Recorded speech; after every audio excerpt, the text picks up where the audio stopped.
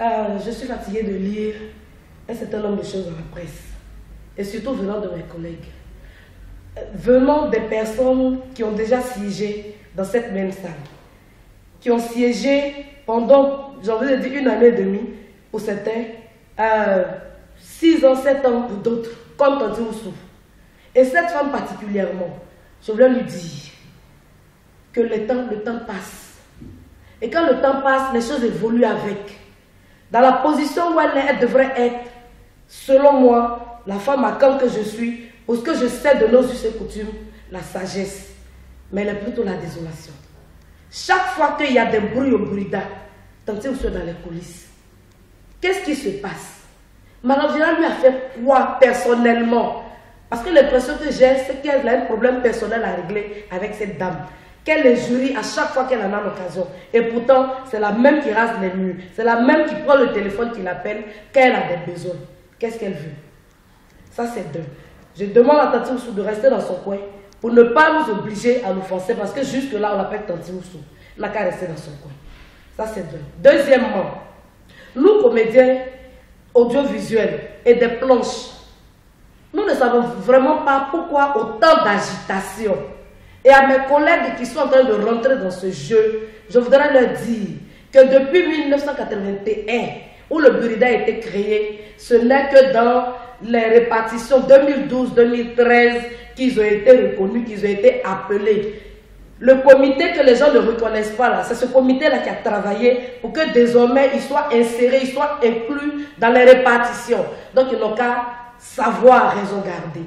S'ils ont besoin d'informations, qu'ils viennent à la source chercher les informations. On ne prend pas d'informations dans la rue. Et c'est pour ça qu'on a dit que les titrologues déformaient toujours ce qu'ils lisaient. Parce qu'on ne prenait pas l'intérieur. On ne voit pas le contenu. Faisons attention. Moi, je suis comédienne. Je suis à Faut pas fâcher depuis pratiquement 17 ans. Mais je suis comédienne depuis plus de 20 ans. Je n'avais jamais perçu 1 centime du Burida. Mais j'ai acheté ma première voiture en 99. Donc ça veut dire que ce n'est pas le Burida, ce n'est pas les locaux du Burida, ce ne sont pas les bureaux du Burida qui sont nos bureaux. Ce ne sont pas les bureaux du Burida qui sont nos salles de spectacle. Ce ne sont pas les bureaux du Burida qui sont nos plateaux de tournage. Ce qu'on nous demande, c'est travail, diffuse et perçoit ce qui te revient. Donc je demande à mes camarades, je demande à mes amis, les autres, ils peuvent faire ce qu'ils veulent. Mais les comédiens d'audiovisuel, les comédiens des planches, dont on cherche la possibilité de trouver comment nous permettre de rentrer dans ce qui nous revient pleinement, on n'a qu'à savoir se calmer et puis suivre les choses. On nous parle de décrets qui excluent des gens. Mais attends, on en parle de 10 ans. Pendant ces 10 ans, il n'y a pas eu 2 personnes dans un conseil d'administration. Il y a eu pléthore. Pourquoi il n'y a qu'une seule personne qui doit ameuter toute la population? J'ai beaucoup de respect pour toi, grand frère Jacques. Mais là, je pense que tu es en train de déborder. Tu as été membre du comité, du conseil d'administration du président Gadi Sely. Aujourd'hui, c'est lui seul qui doit porter le chapeau de tout ce qui a été comme gabégie financière. Gadi Sely, j'ai envie de dire, a été pris en otage dans votre conseil d'administration. Aujourd'hui, je suis en droit de le dire. Parce que quand je lis certains mémos, j'ai mal au cœur, je suis choquée. Ce monsieur a voulu gérer finalement la maison comme étant une affaire, je ne sais pas, familiale. Vous l'avez pris en otage. Vous êtes aussi responsable de tout ce qu'il y a eu. Ce n'est pas Gadi Sely seul. Donc aujourd'hui, si lui n'est pas capable de se présenter, si lui le décret l'exclut, ça veut dire que ça vous exclut. Et vous n'êtes pas seul, vous n'êtes pas visé. Un chef d'État, je pense, a beaucoup de choses à faire. Il ne peut pas s'asseoir et puis prendre un décret pour un individu. Sérieux. Nous sommes dans un pays où nous sommes dans un hameau. Qu'est-ce qui se passe? Qu'est-ce qui se passe? On nous parle de consultation, on ne nous a pas associés, on ne nous a pas appelés. Mais attends. Quand on nous dit qu'on ne prend plus le téléphone sur la route, on nous a associés au contenu du décret qui décidait qu'on ne prenne plus. Mais quand les policiers nous prennent, on négocie. Ou bien quand tu sais que tu es pris vraiment en flagrant, là, tu payes. Il y a plein d'autres décrets. C'est tous les jours qu'on nous lit des décrets. Toutes les semaines, quand il y a un conseil des ministres, on nous lit des décrets. Est-ce qu'on nous donne le contenu des décrets pour qu'ils soient exécutés?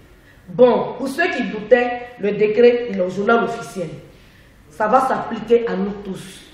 Ce qu'il nous faut, c'est travailler et percevoir. Ce n'est pas fait parlable parce que les bureaux du Buridal, ça appartient à tout le monde. Quand tu vas à la banque, quand tu as un compte bancaire et que tu vas à la banque, on te demande ton numéro de compte. C'est à partir de ton numéro de compte qu'on voit ton solde et c'est à partir de ça que tu peux faire un retrait. C'est pareil au Burida. Quand tu arrives au Burida et que c'est la période de la répartition, c'est avec ton numéro de membre qu'on regarde et puis on voit ton solde et puis on voit ce que tu peux percevoir. Il y a des gens qui travaillent, je veux dire, il y a des artistes qui perçoivent de l'argent qu'on n'entend pas. Ça aussi, ce n'est pas bon.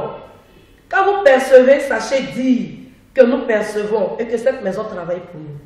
Comme quand on arrivait dans cette maison, Dieu sait comment nous sommes arrivés. Mais par la grâce de Dieu aussi, Dieu sait à quel stade nous sommes. Les choses viennent à pas. Nous, on vient pas à pas. La vérité, elle est lente. Mais quand elle monte à la surface, elle est dangereuse. Je veux savoir, je veux pouvoir compter sur vous. Quand on nous associe à des consultations, quand on nous associe, j'ai envie de dire, à donner nos avis, c'est vraiment pas simple courtoisie, chers amis. C'est pas simple courtoisie. Parce que pour tout ce que nous avons eu à faire de cette maison, les gens auraient pu s'asseoir dans leur bureau, climatisé et feutré, et puis nous sortir un décret sans nos avis, et puis ça allait s'appliquer à nous. On allait crier sur la route et puis ça n'allait rien changer. Donc, si les gens nous appellent, c'est parce qu'ils nous considèrent. On a pris 3 jours, on a travaillé, on leur a donné ce qu'on voulait. Oui, Dieu merci, pas encore la considération qu'ils ont encore pour nous. Ils ont pris notre décret, ils ont lu, ils ont travaillé là-dessus, ils ont appelé les services juridiques chaque fois pour comprendre un certain nombre de choses. Un décret, ça ne se signe pas du Burida à la présidence. Chez le président Ouattara, non. Quand c'est passé au ministère, c'est passé au secrétariat du gouvernement, pour notre gouvernement. Les gens là-bas aussi, ils ont des juristes, ils ont travaillé là-dessus. Après, c'est parti au conseil de gouvernement. Ça, c'est le premier ministre et ses ministres. Là-bas aussi, ils ont travaillé là-dessus, avant que ça n'arrive au conseil des ministres, pour que ça se fasse signer. Donc, ça veut dire que ce n'est pas quelque chose qui est fait contre quelqu'un. C'est des balises pour nous sauver, nous tous. Si on ne peut pas comprendre ça, franchement, je pense qu'il faut changer de métier. C'est tout ce que j'ai à dire pour aujourd'hui.